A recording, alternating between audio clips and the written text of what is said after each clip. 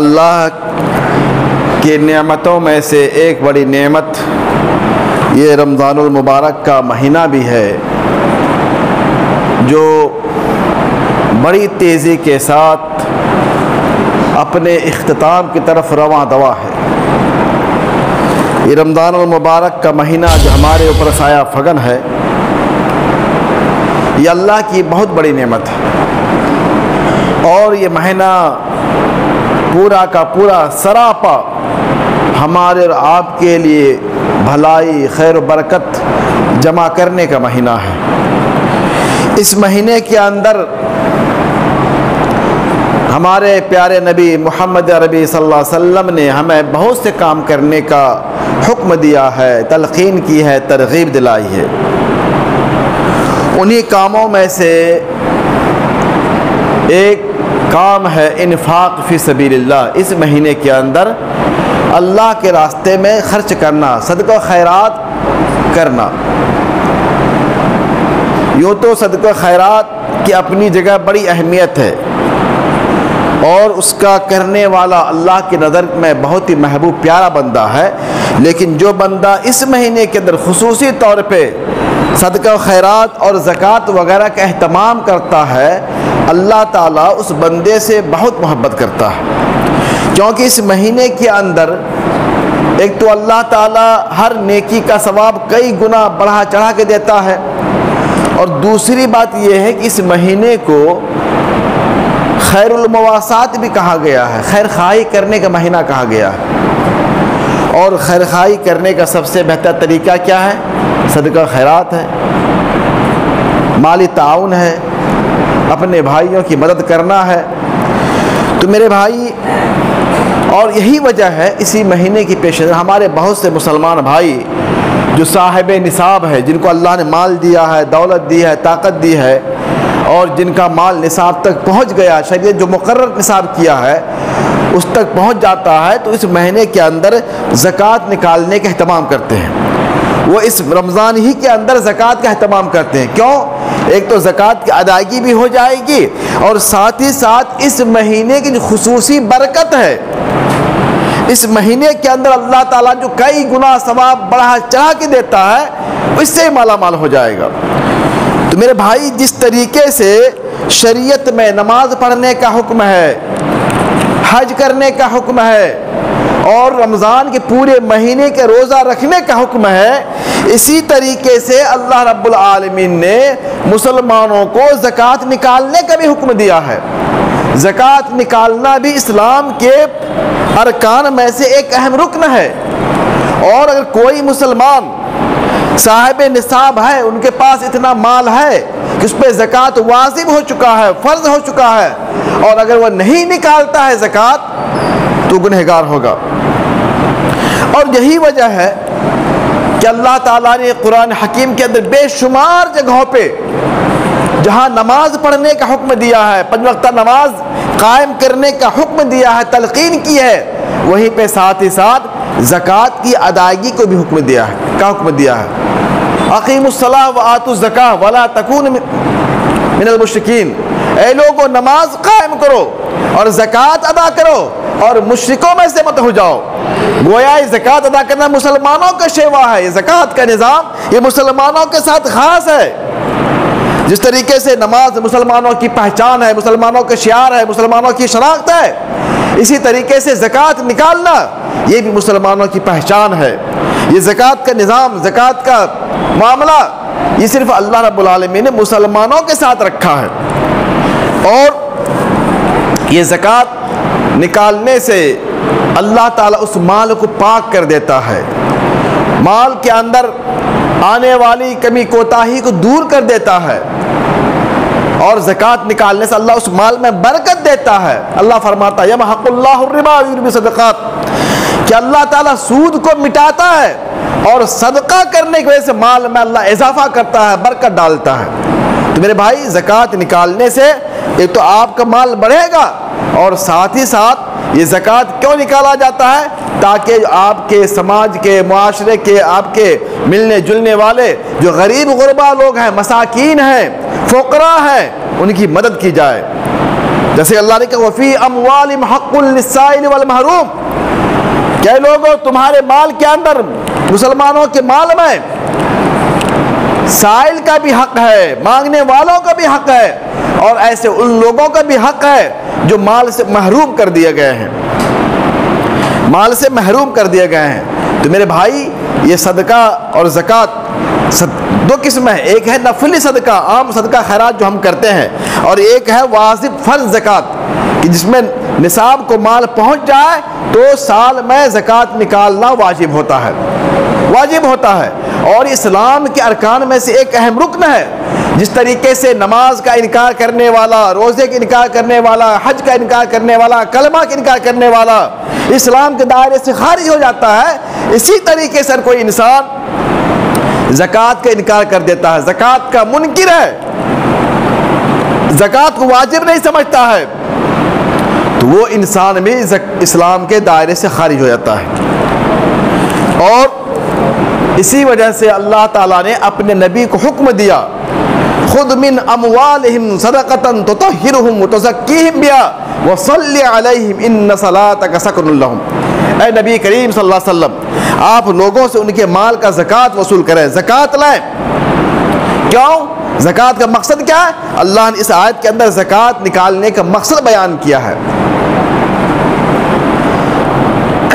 خذ من اموالہم صدقۃ تطہرہم، آپ ان کا مال لے کے آپ ان کو پاک کر دیں، مال کی وجہ سے ان کے اندر جو بخیلی آ گئی ہے، لالچ آ گیا ہے، حرص آ گیا ہے، طمع آ گیا ہے، آپ ان تمام چیزوں سے جب آدمی زکوٰۃ نکالتا ہے اللہ ان کو پاک صاف کر دیتا ہے۔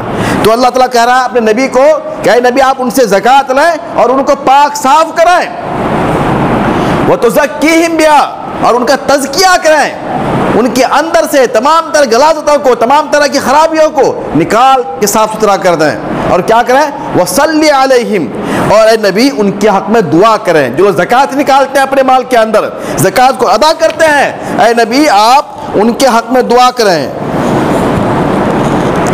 آپ ان کے حق میں دعا کریں کہ انہوں نے اپنے مال کا حق نکالا، حصہ نکالا ہے، غربا کی مدد کی ہے، مساکین کی مدد کی ہے۔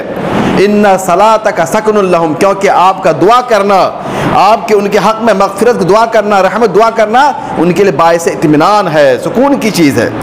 تو میرے بھائی اس آیت میں اللہ تعالیٰ نے زکوٰۃ نکالنے کا حکم بھی دیا ہے، اور زکوٰۃ کیوں نکالا جاتا ہے اس کے مقصد کو بھی بیان کیا ہے۔ اور جب یہ زکوٰۃ کا نظام یہ اسلام کی خصوصیات میں سے ہے، کیونکہ جب تک یہ نظام اسلام کے اندر موجود رہا، اسلام میں مسلمانوں میں غربت نہیں رہی، غربت دور ہو گئی، کیونکہ وہ لوگ جن کے پاس مال ہے جب وہ اپنے مال کا حصہ نکالتے ہیں اور ان کے لیے نکالتے ہیں جن کو اللہ نے مال سے محروم کر دیا ہے، تو پھر وہ ان کو کسی کے سامنے ہاتھ پھیلانے کی، دست دراز کرنے کی، سوال کرنے کی سے ضرورت نہیں پڑتی ہے۔ اور جب یہ زکوٰۃ کا نظام ختم ہو گیا، زکوٰۃ کا نظام لوگوں نے چھوڑ دیا، زکوٰۃ نکالنا، بیت المال میں جمع کرنا اور لوگوں کی مدد کرنا، پھر دیکھیں کس طریقے سے آئی ہمارے سماج کے اندر تنگ دستی ہے، غربت ہے، افلاس ہے، فقر محتاجی ہے، کہ ایک ہی گھر میں ایک بھائی مالدار ہے، دوسرا بھائی محتاج ہے، وہ نان شبینہ کو ترس رہا ہے۔ تو میرے بھائی یہ زکوٰۃ اسلام کا نظام میں سے ایک اہم نظم ہے جس کی ادائیگی ہر مسلمان پہ ضروری ہے۔ جو صاحب نصاب ہیں اور جو لوگ زکوٰۃ نہیں نکالتے ہیں، جن کے پاس مال ہے، سونا چاندی ہے، روپے پیسے ہے، بینک بیلنس ہے، تجارت کرتا ہے، بزنس کرتا ہے، دکان ہے، یا کھیتی باڑی میں پیداوار اگتا ہے، غلہ اگتا ہے، اور اس میں زکوٰۃ واجب ہونے کے باوجود وہ زکوٰۃ ادا نہیں کرتا ہے، ایسے لوگوں کے بارے میں کتنی بھیانک وعید آئی ہوئی ہے، اس کا انجام کتنا بھیانک ہونے والا کل قیامت میں۔ اللہ کے نبی جناب محمد رسول اللہ صلی اللہ علیہ وسلم فرماتے ہیں من آتاہ اللہ مالا ما لم یؤدی زکاتہ، کہ جس آدمی کو اللہ نے مال دیا، اتنا مال دیا کہ اس پہ زکوٰۃ فرض ہو گیا۔ مثلا ابھی کسی کے پاس سونا ہے، سونا کتنا ہے، اور کسی آدمی کے پاس، مسلمان کے پاس 85 گرام سونا ہے تو اس میں زکوٰۃ واجب ہے، 40واں حصہ نکالنا واجب ہے۔ کسی کے پاس 52 تولہ چاندی ہے تو اس میں 40واں حصہ نکالنا واجب ہو جاتا ہے۔ اتنا سونا چاندی یا پیسہ، اسی کی قیمت پیسے میں ہے پیسہ ان کے پاس اتنا آ گیا، سال گزر گیا، حولان حول ہو گیا، اور اس میں زکوٰۃ واجب ہو گیا، اب وہ 2.5% زکوٰۃ نکالنا واجب ہے۔ اسی طریقے سے کسی کے پاس اناج غلہ ہے، کھیتی پیداوار آیا، اگر آسمان کی بارش سے ہے تو 10 من میں 1 من، آسمان کے بارش سے ہے تو 10 من اناج میں 1 من نکالنا ہوگا، اور اگر سینچائی کی بارش سے کھیتی ہوتی ہے تو 20 من میں 1 من نکالنا ہوگا۔ یہ نصاب شریعت نے مقرر کر دیا ہے۔ اسی طریقے سے جانور کے اندر، گائے کے اندر، بکری کے اندر، تمام طرح چیزوں کے اندر بزنس کا پیسہ ہے، تجارت کا پیسہ ہے، اس کے اندر بھی شریعت نے ایک نصاب مقرر کر دیا ہے کہ سال میں کتنا پیسہ آپ کے پاس ہو، بینک بیلنس ہو، جس پہ زکوٰۃ واجب ہوتا ہے۔ تو ایسے آدمی جن کے پاس نصاب ہے، جو صاحب نصاب ہے، جن کے اوپر زکوٰۃ واجب ہو چکا ہے، فرض ہو چکا ہے، اس کے باوجود وہ زکوٰۃ نکالتا نہیں ہے، کوتاہی کرتا ہے، ٹال مٹول کرتا ہے، لالچ دل میں پھنسا ہوا ہے کہ اتنا پیسہ نکل جائے گا، کیا ضرورت ہے نکالنے کی۔ تو ایسے آدمی کے بارے میں اللہ کے نبی جناب محمد رسول اللہ صلی اللہ علیہ وسلم کی یہ وعید ہے کہ من آتاہ اللہ مالا ما لم یؤدی زکاۃ، کہ اللہ نے جس کو مال دیا ہے اور پھر وہ زکوٰۃ نہیں نکالا، زکوٰۃ نہیں نکالا، زکوٰۃ نہیں نکالتا ہے، تو کیا ہوگا؟ مستر لہ مال یوم القیامت شجاعا اقرا، کل قیامت میں اللہ تعالیٰ اس کے اس مال کو، اس کے چاندی کو، اس کے پیسے کو، اس کے روپے کو، اور اس کے تمام طرح کی جو بینک بیلنس ہے، اللہ اس کو ایک زہریلا سانپ کی شکل دے دے گا، زہریلا سانپ کی شکل دے گا، اور وہ سانپ اس کے گردن میں اللہ لپیٹ دے گا، اس آدمی کے گردن میں اللہ اس سانپ کو لپیٹ دے گا، اور اس سانپ کو حکم دے گا، اور پھر سانپ اسے ڈسے گا، اسے ڈسے گا اور کہے گا اے انسان مجھے پہچانتا میں کون ہوں؟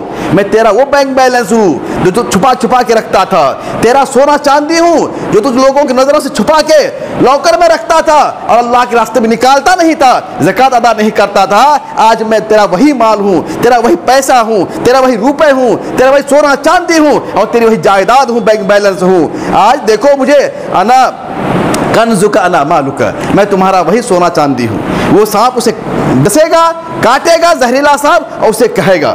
تو میرے بھائی یہ انجام ہوگا ان لوگوں کا جو زکوٰۃ ادا نہیں کرتے ہیں۔ اور خود اللہ رب العالمین نے قرآن حکیم کے اندر سورہ توبہ کے اندر ارشاد فرمایا والذین یکنزون الذهب والفضة ولا ينفقونها في سبيل الله فبشرهم بعذاب الیم، کہ وہ لوگ جو سونا چاندی کو جمع کر کے رکھتے ہیں، لاکر میں چھپا چھپا کے رکھتے ہیں، اور اللہ کے راستے میں خرچ نہیں کرتے ہیں، اللہ کے راستے میں اس کو نکالتے نہیں ہیں، اس کا حق ادا نہیں کرتے ہیں سونا چاندی کا جو زکوٰۃ واجب اس پہ ہو چکا ہے، تو اے نبی ایسے لوگوں کو فبشرہم بعذاب علیم، انہیں دردناک عذاب کی خوشخبری دے دیجئے۔ خوشخبری ہے نا، اللہ تنزیہ جملہ کہہ رہا ہے کہ ایسے لوگوں کو عذاب کی خبر دے دیجئے کہ انہیں عذاب سے دوچار ہونا پڑے گا، اور عذاب کیا ہوگا؟ چھوٹا موٹا عذاب نہیں ہوگا۔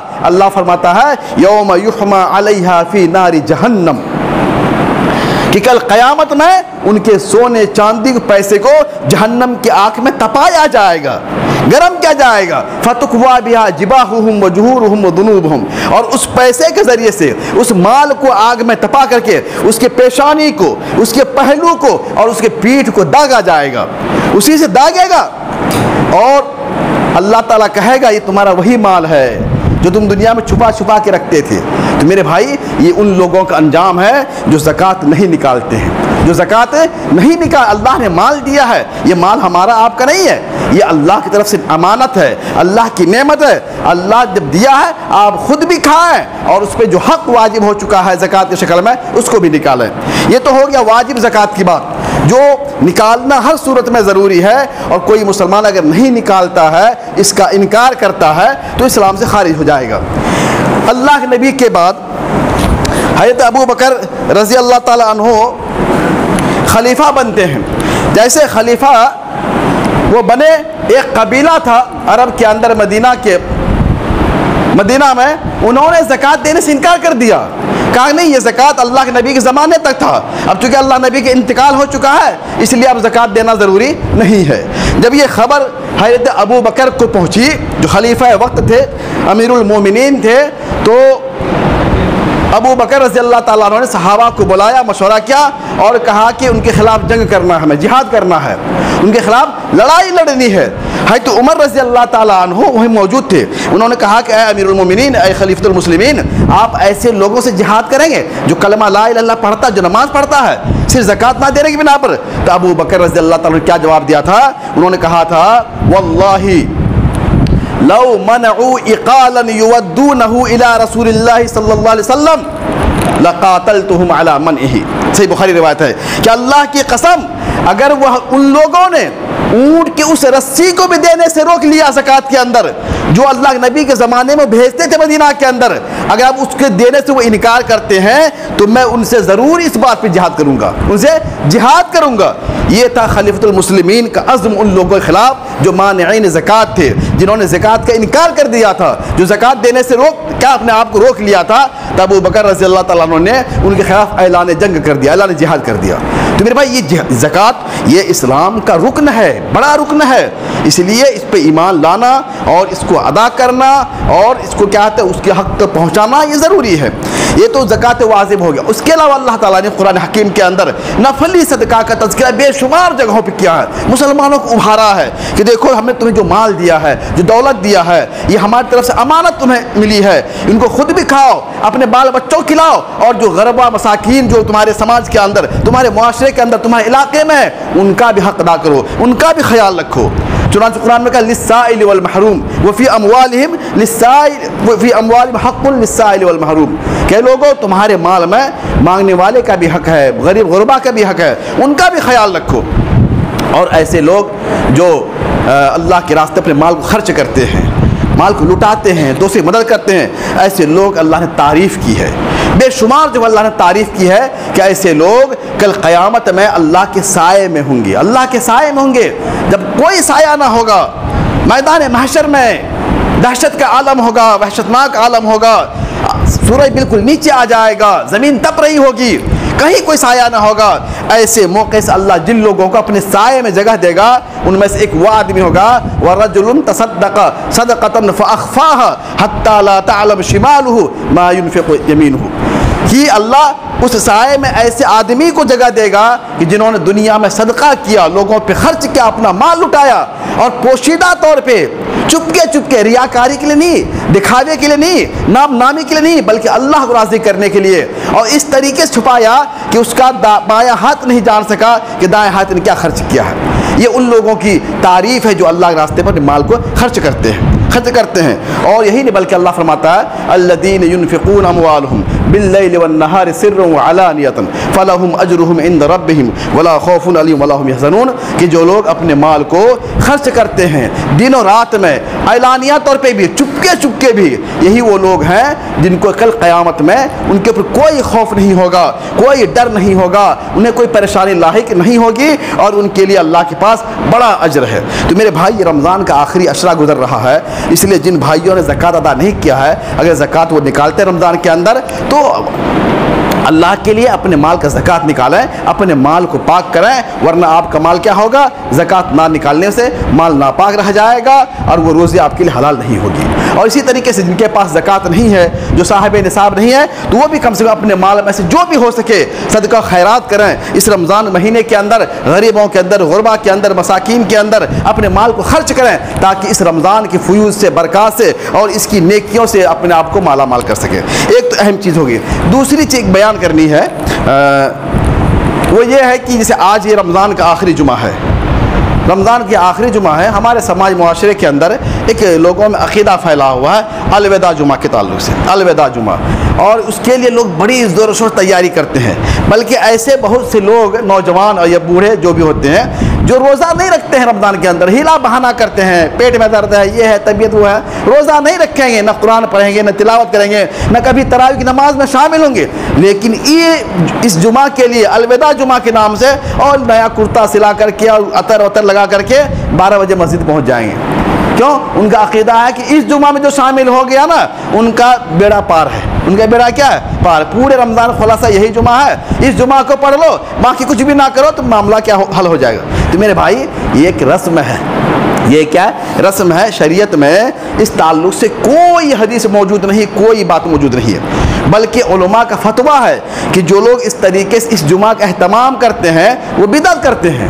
کیونکہ شریعت میں اس جمعہ کی کوئی خصوصیت نہیں ہے، جیسے عام جمعہ گزرا ہے ایسے ہی آج کا جمعہ ہے، اس لیے جمعے کے لیے خصوصی اہتمام کرنا، رمضان کے روزے چھوڑ دیں، تلاوت چھوڑ دیں، تراویح چھوڑ دیں، دیگر کام چھوڑ دیں، لیکن اس جمعہ کے لیے بالکل بن ٹھن کے 10 بجے مسجد پہنچ جائیں، تو ایسی کوئی شریعت میں اس جمعہ کے تعلق سے کوئی رہنمائی، کوئی حدیث، کوئی چیز موجود نہیں ہے، نہ اللہ کے نبی سے، نہ آپ کے صحابہ سے، نہ تابعین سے، نہ تبع تابعین سے، نہ ائمہ کرام سے، نہ مجتہدین اعظام سے۔ اسی لیے اپنے ذہن سے بات نکال دیں الوداع جمعہ۔ اور بہت سے مساجد میں تو اس جمعہ کی تعلق سے بڑی فضیلت بیان ہوتی ہے، خطبہ میں پڑھا جاتا ہے الوداع الوداع یا شہر رمضان، اس طرح کے لوگ پڑھتے ہیں خطبہ، عربی خطبہ کے اندر۔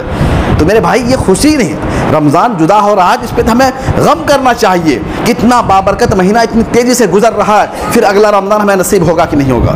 اس لیے یہ جو چیزیں ہمارے سماج کے اندر، ہمارے معاشرے کے اندر، ہمارے گاؤں میں یہ سب چیزیں ہیں، آج کے دن ایسا ہے کہ گاؤں کی بہت سی مسجدیں خالی ہوں گی، اور وہ لوگ کہاں آئے ہوں گے؟ ارریا آئے ہوں گے۔ ان کا عقیدہ کہ ارریا میں نماز پڑھیں گے بڑی مسجد میں تو بہت ثواب ملے گا، ایک دم بالکل جھولا بھر کا ثواب ملے گا، اور گاؤں کی مسجد خالی ہوگی۔ گاؤں کی مسجد میں آج 2-4 سب لوگ ہوں گے، باقی تمام لوگ ارریا، فاربس گنج، جہاں بڑی بڑی مساجد ہیں وہاں چلے جاتے ہیں۔ تو ایسی کوئی بات نہیں ہے، ایسے کوئی بات نہیں ہے، بلکہ حدیث میں اللہ نبی کی صحیح حدیث ہے کہ صرف دنیا کے اندر 3 مساجد ایسی ہیں جہاں آدمی ثواب کی نیت سے جن مساجد کا وہ سفر کر سکتا ہے کہ وہاں ہم جائیں گے ہمیں ثواب ملے گا، زیادہ ثواب ملے گا۔ وہ کون سی مسجد ہے؟ پہلی مسجد ہے مسجد حرام، خانہ کعبہ، دوسری مسجد مسجد نبوی جو مدینہ کے اندر اللہ نبی کی مسجد ہے، اور تیسری مسجد ہے مسجد اقصی جو فلسطین کے اندر ہے۔ ان 3 مساجد کے علاوہ کسی مسجد کے لیے نیت کرنا، سفر کرنا کہ ہم وہاں نماز پڑھیں گے، اعتکاف کریں گے، روزہ رکھ کے اس مسجد جا کے افطار کریں گے تو ہمیں بہت ثواب ملے گا، ایسا کوئی معاملہ نہیں ہے، کوئی معاملہ نہیں ہے۔ اس لیے مساجد سب برابر ہیں، ان 3 مساجد کے علاوہ سب برابر ہیں۔ آپ اپنے گاؤں کے مساجد میں جمعہ پڑھیں، نماز پڑھیں، انشاءاللہ اللہ آپ کو بھرپور ثواب دے گا، لیکن خلوص نیت سے پڑھیں۔ تیسری ایک بات جو بیان کرنی ہے وہ یہ ہے کہ انشاءاللہ 2-4 دن کے بعد بدھ کو جمعرات کو جو بھی اللہ تعالیٰ جس اعتبار سے چاند نکالے گا انشاءاللہ عید الفطر کی نماز ہم لوگ ادا کریں گے۔ عید الفطر کے تعلق سے ایک ہمارے سماج کے اندر ایک بہت ہی سمجھیے ناروا سلوک ہم اپنے خواتین کے ساتھ کرتے ہیں۔ میرے بھائی یہ رمضان کا مہینہ سب کے لیے ہے، روزہ سب کے لیے ہے، عورت کے لیے بھی، مرد کے لیے، ہمارے جس طریقے سے ہماری ماؤں کے لیے ہے، بہنوں کے لیے ہے، بیٹیوں کے لیے، تمام لوگوں کے لیے ہے، لیکن بہت سے لوگوں میں اور بہت سے سماج کے اندر بہت سے علاقوں میں لوگوں نے عورتوں پہ بالکل پابندی لگا رکھی ہے، نہ انہیں تراویح میں جانے دیں گے، نہ جمعہ کی نماز جانے دیں گے، نہ عیدگاہ میں جانے دیں گے، نہ کسی میں۔ وہ بیچاری گھر ہی میں گھٹے مرے گھر ہی میں نماز پڑھے، اسے کہیں جانے کا موقع نہیں ملتا ہے، نہ دین کی بات سننے کا موقع ملتا ہے۔ جبکہ حدیث میں کیا ہے، اللہ کے نبی صلی اللہ علیہ وسلم کی حدیث یہ ہے کہ عیدگاہ میں اپنے عورتوں کو بھی لے کے جاؤ، چونکہ عید کا دن جو ہوتا ہے بہت اہم دن ہوتا ہے، وہ انعام کا دن ہوتا ہے، اللہ کی خصوصی رحمت نازل ہوتی ہے۔ تو تم تو چلے گئے اپنی بیوی بچوں گھر میں چھوڑ دیا سوائے پکانے کے لیے، لچھا پکانے کے لیے، وہ بیچاری تو محروم ہو گئی۔ جبکہ حدیث میں ہے ام عطیہ رضی اللہ تعالیٰ عنہ فرماتی ہے امرنا ان نخرج الحید و ذوات الخدور، ایک بڑی صحابیہ وہ کہتی ہیں کہ اللہ نبی کے زمانے میں اللہ نبی ہمیں حکم دیتے تھے کہ ہم عورتوں کو عیدگاہ لے کے جائیں۔ کن عورتوں کو؟ حتیٰ کہ جو حائضہ بالغہ جو عورتیں ہوتی تھیں، حائضہ عورتیں ان کو بھی، اور جو باقرہ ہوتی، جوان، کنواری، بچی، بوڑھی، سب عورتوں کو اللہ نبی ہمیں حکم دیتے تھے کہ ہم سب عورتیں عیدگاہ پہنچیں۔ کیوں؟ فیشہدن جماعت المسلمین دعوتہم، تاکہ یہ عورتیں بھی اس دن مسلمانوں کی جماعت میں شریک ہو سکیں اور ان کی دعاؤں میں شامل ہو سکیں، اور اللہ کی خصوصی جو رحمت نازل ہوتی ہے اس دن ان میں وہ شریک ہو سکیں۔ اور پھر اللہ وہ کہتی ہیں کہ اللہ نبی ہمیں حکم دیتے تھے وَيَعْتَزِلُ الْحُيِّزَ عَنْ مُصَلَّاهُنَّ، کہ جو حائضہ عورتیں ہوتی تھیں ان کو نماز سے الگ رہنے کا حکم دیتا تھا کہ نماز نہیں پڑھیں گی لیکن عیدگاہ بیٹھیں گی، الگ جگہ بیٹھیں گی، مصلی پہ نہیں رہیں گی لیکن وہ نماز سے الگ ہو کے رہیں گی، لیکن دعا میں شامل رہیں گی۔ یہاں تک اللہ نبی کا حکم ہے کہ جو حائضہ عورت ہیں، جو پیریڈ والی عورت ہے، جن کا بدن ناپاک ہے، ان کو بھی لے جانے کا حکم ہے عیدگاہ کے اندر۔ اور یہی نہیں بلکہ ایک عورت نے کہا یا رسول اللہ احدانا لیس لہا جلباب، اے اللہ نبی اگر ہم میں سے کسی لڑکی کے پاس جلباب بڑی چادر نہ ہو، اس زمانے میں بڑی چادر ہوتی تھی پردہ کرنے کے لیے، برقع کرنے کے لیے، اگر ہم میں سے کسی کے پاس نہ ہو تو کیسے جائے گی؟ تو آپ نے کہا لِتُلْبِسْهَا صَاحِبُتُهَا مِنْ جِلْبَابِهَا، اگر ان کے پاس نہیں ہے تمہارے پاس ہے تم اپنے چادر میں اپنے سہیلی کو اپنی بہن کو لپیٹ کے عیدگاہ لے کے جاؤ، لیکن لے کے جاؤ۔ اتنی تاکیدی حکم ہے میرے بھائی. لیکن ہم لوگوں نے اور بہانہ بنا کر کے فتنہ ہوگا، یہ ہوگا وہ ہوگا، عورتیں جائیں گی تو فتنہ ہو جائے گا. آج دیکھیں بازار میں 90% عورتیں مارکیٹنگ کر رہی ہیں، شاپنگ کر رہی ہیں. تب فتنہ کوئی مسئلہ نہیں ہے. مولوی کی بیٹی بھی ہے، مفتی کی بیٹی بھی ہے، امام کی بیٹی بھی ہے، قاضی کی بیوی بھی ہے، سب شاپنگ کر رہی ہے. وہاں کوئی فتنہ نہیں ہے. عورت مرد نوجوان سب دھکم پیل ہو رہی ہے بازار کے اندر، مال کے اندر. وہاں کوئی فتنہ نہیں ہے. لیکن جہاں نماز پڑھنا ہے، جہاں دین کی بات سیکھے گی، جہاں دین کی باتیں سنیں گی، وہاں ان کو فتنہ نظر آ رہا ہے. ہاں جمعہ کے اندر بھی ممانعت ہے، تراویح کے اندر ممانعت ہے، کسی میں نہیں جائے گی. ارے اللہ کے بندو، وہ بھی اللہ کی مخلوق ہے، وہ بھی اللہ کے دین کی کیا کہتے ہیں حقدار ہے. اور یہی وجہ ہے کہ آج ہماری بیٹیاں مرتد ہو رہی ہیں. ہماری بیٹیاں کیا ہو رہی ہیں؟ مرتد ہو رہی ہیں. ہم نے پابندی لگا رکھا ہے جمعہ میں نہ جانے کا، نماز میں شامل نہ ہونے کا، پروگرام میں نہ جانے کا، عیدگاہ میں نہ جانے کا. تو بیچاری کہاں سیکھیں گی دین کی باتیں؟ کہاں اللہ کے نبی کی باتیں سنیں گی؟ کہاں رسول کے احکام سے واقف ہوں گی؟ تو اس کا نتیجہ یہ ہے کہ غیر کے ساتھ بھاگ رہی ہیں، مرتد ہو رہی ہیں، کافروں کے ساتھ شادیاں کر رہی ہیں، اور پھر ہم رونا روتے ہیں. اس لیے میرے بھائی، یہ عید کی نماز بڑی اہم دن ہے. آپ خود بھی آئیں اور اپنے عورتوں کے بھی ساتھ میں لے کے آئیں. اور بلکہ جو ذمہ دار لوگ ہوتے ہیں گاؤں سماج کے، ان کے اوپر ضروری ہے کہ عیدگاہ کے اندر عورتوں کا الگ کیمپ بنائیں، ان کے لیے الگ پنڈال لگائیں، وضو کا، پانی کا، تمام طرح کا ان کے لیے انتظام کریں، اور مردوں کا الگ انتظام کریں. ہوتی ہے ساؤتھ انڈیا کے اندر مکمل جہاں جہاں مساجد ہیں، عیدگاہ ہیں، تمام جگہ پہ عورتوں کے لیے خصوصی انتظام ہوتا ہے. اور وہاں کی عورتیں آتی ہیں ماشاءاللہ. لیکن ہمارے بہار کے اندر، ہمارے اس علاقے کے اندر اتنے لوگوں میں تشدد ہے اور اتنا منمانی کر کے رکھا لوگوں نے، دین کا مذاق بنا کے رکھا ہے، دین کو اپنے گھر کے غلام بنا کے رکھا ہے کہ اللہ کے نبی کے صریح حدیث ہوتے ہوئے بھی اس پہ عمل کرنے تیار نہیں ہے.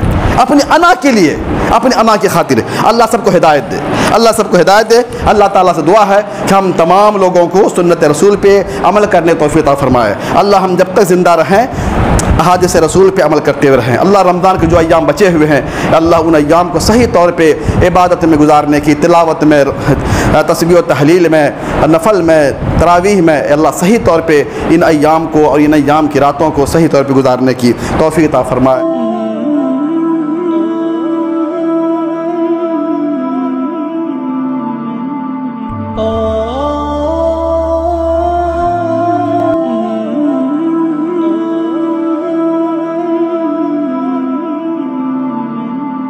Oh